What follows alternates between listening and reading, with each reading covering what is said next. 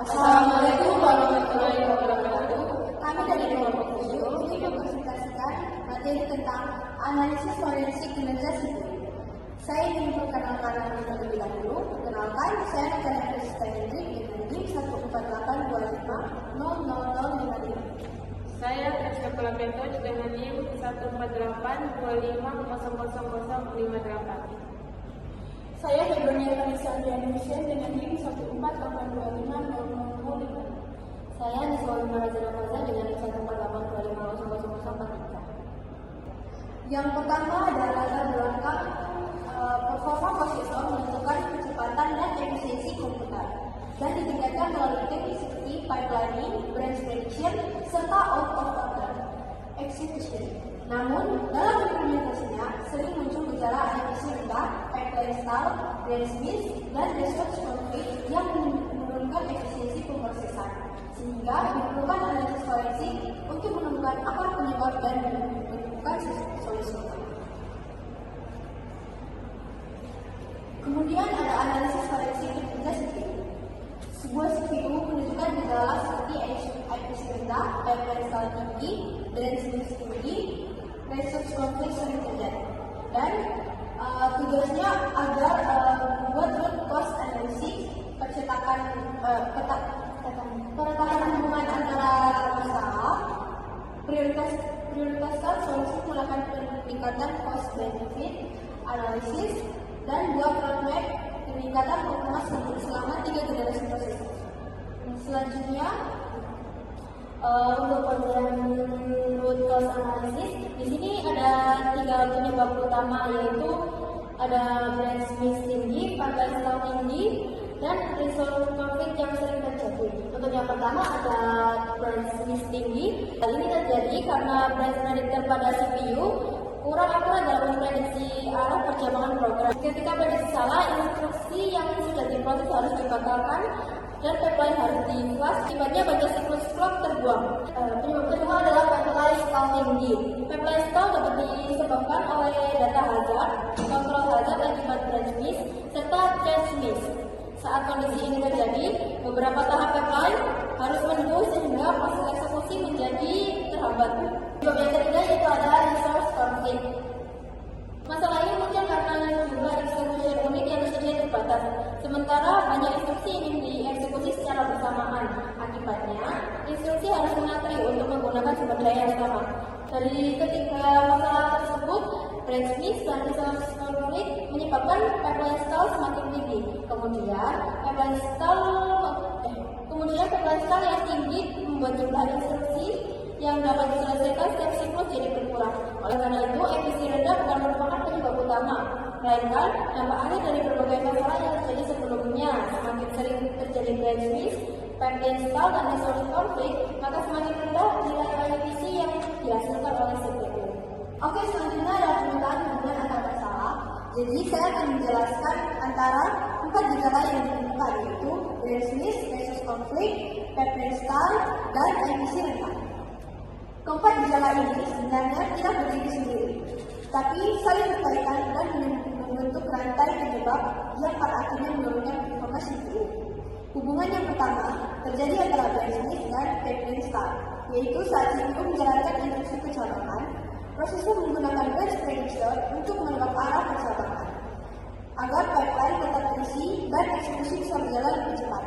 Namun, jika prediksi salah, maka CPU harus membuat instruksi yang sudah terlanjur masuk ke pipeline atau yang disebut pipeline flush.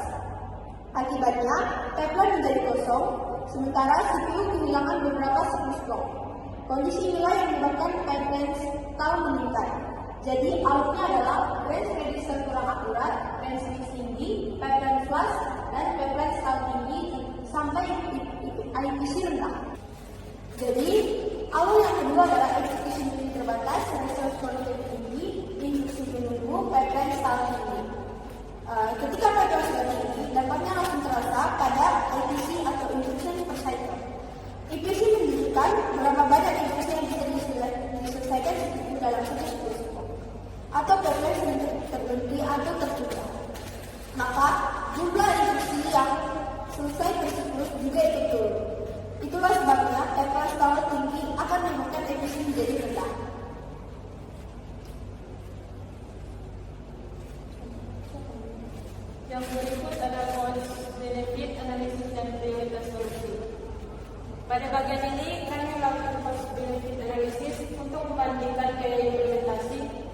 Pertama, dan setiap solusi yang diusulkan untuk meningkatkan kinerja CPU.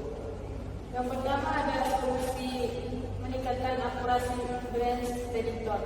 Solusi ini memiliki biaya implementasi sedang, tetapi manfaatnya sangat besar karena dapat mengurangi branch miss sehingga nilai IDC meningkat.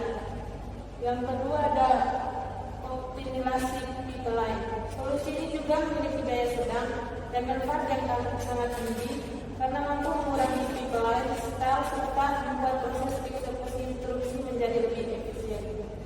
Yang ketiga ada optimasi kompiler. Biaya implementasinya rendah karena tidak memerlukan perubahan perangkat keras. Solusi ini membantu mengurangi konflik sumber daya melalui penjadwalan instruksi yang lebih baik. Solusi keempat yaitu menambah ukuran saja. Solusi ini dapat mengurangi saja miss dan mempercepat akses data, namun membutuhkan biaya implementasi yang cukup tinggi. Solusi yang terakhir ada penambahan execution unit. Solusi ini dapat meningkatkan kemampuan permosesan paralel dan mengurangi resource konflik, tetapi memerlukan biaya perangkat keras yang sangat besar. Yang kedua ada prioritas solusi. Prioritas yang pertama adalah meningkatkan akurasi branch predictor karena memberikan manfaat terbesar dengan biaya yang lebih efisien. Prioritas kedua adalah optimalisasi pipeline karena mampu mengurangi style dan meningkatkan kinerja CPU secara signifikan. Prioritas ketiga adalah optimasi kompiler karena biayanya rendah dapat diterapkan dengan perubahan perangkat keras. Prioritas yang keempat adalah menambah ukuran series karena meskipun manfaatnya tinggi, biaya implementasinya juga besar. Prioritas yang kelima adalah menambah execution unit karena membutuhkan biaya paling besar sehingga lebih cocok diterapkan pada tahap pengembangan berikutnya. Oke, selanjutnya ada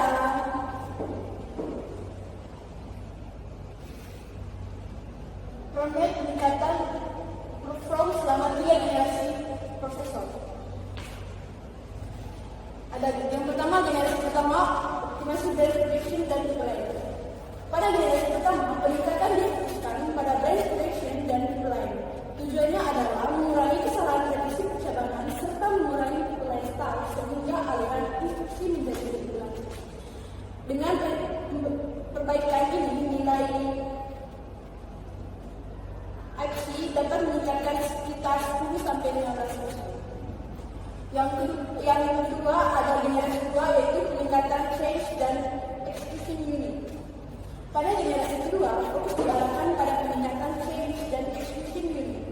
Penambahan change membantu mengurangi waktu akses dan data dari memori. Sedangkan penambahan ALU dan CPU memungkinkan lebih banyak instruksi diproses secara parallel, hasilnya together sesuai dapat meningkat sekitar 15-25%. Di generasi ketiga, teknologi cerdas dan out-of-order execution, yaitu pada generasi ketiga ini digunakan teknologi yang lebih canggih seperti branch prediction berbasis AI dan out-of-order execution yang lebih luas. Teknologi ini memungkinkan prosesor mengatur eksekusi instruksi secara lebih cepat, sehingga penggunaan sumber daya menjadi lebih optimal dan MC dapat meningkatkan hingga 30-50%. Lalu ada roadmap-nya, yaitu pada generasi pertama, peningkatan difokuskan pada branch prediction dan pipeline untuk mengurangi kesalahan prediksi percabangan serta meningkatkan IC sekitar 10-15%. Selanjutnya di generasi kedua tadi, yaitu fokus pada peningkatan change dan execution unit agar akses data lebih cepat dan juga output meningkat sekitar 15-20%.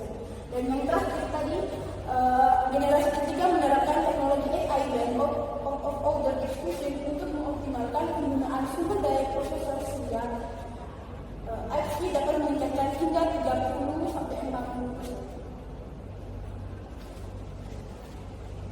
Oke, kesimpulannya terdapat keempat gejala yang ditemukan saling berkaitan dan membentuk rantai penyebab yang berujung pada